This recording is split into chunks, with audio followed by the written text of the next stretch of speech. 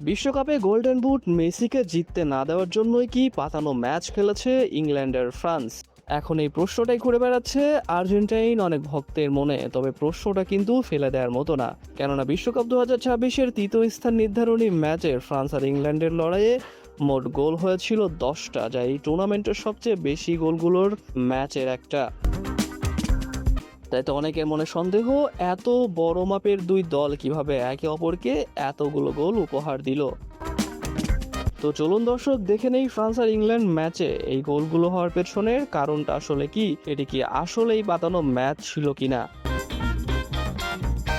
এতগুলো গোলের পেছনে কাজ করেছিল তিনটে স্পষ্ট কারণ। প্রথম কারণটা ছিল ম্যাচের প্রকৃতি নিয়ে। ফাইনালের মতো কোনো বড় প্রাপ্তির লক্ষ্য এই ম্যাচে ছিল না, ছিল শুধু তৃতীয় স্থান।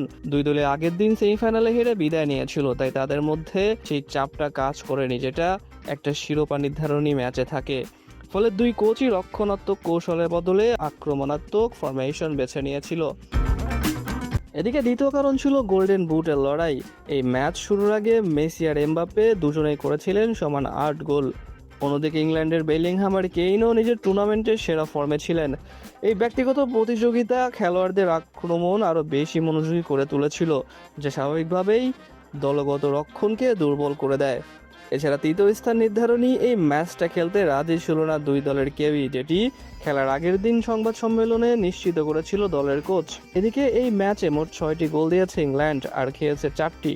তবে এর পেছনে কাজ করেছে আরও একটি গুরুত্বপূর্ণ কারণ। সেমিফাইনালে 2-1 গোলে আর্জেন্টিনার কাছে হেরে যাওয়ার পর দলের গুরুত্বপূর্ণ একজন খেলোয়াড় সরাসরি জানিয়েছিল ম্যাচের শেষের দিকে লিড নেওয়া সত্ত্বেও রক্ষণাত্মক কৌশলের কারণেই আর্জেন্টিনার কাছে ম্যাচটা হারতে হয়েছে তাদের। তাই তো ফ্রান্সের সাথে তারা রক্ষণাত্মক ফুটবল খেলতে রাজি ছিল না, যার ফলশ্রুতিতেই হয়েছে একের পর এক গোল। শেষ পর্যন্ত ম্যাচটা জিতেছে ইংল্যান্ড 6-4 গোলে, আর এই ম্যাচের মধ্য দিয়ে নিশ্চিত হয়েছে গোল্ডেন বুটের দৌড়ে এমবাপ্পে মেসির থেকে বেশ অনেকটাই এগিয়ে গেছেন। তবে ম্যাচটা যে পাতানো ছিল তার কোনো প্রমাণ পাওয়া যায়নি। মূলত এই ম্যাচে তেমন কোনো পাওয়া না পাওয়ার হিসেব না থাকায় দুই দলই খেলেছে ভয়ডরহীন ফুটবল।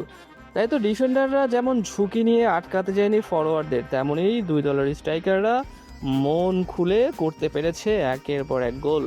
তো দর্শক, আপনাদের কি মনে হয় এই ম্যাচটা কি আসলে পাতানো ছিল? প্রশ্নটা আপনাদের কাছেই থাকলো, আর উত্তরটা দিয়ে যাবেন কমেন্টে।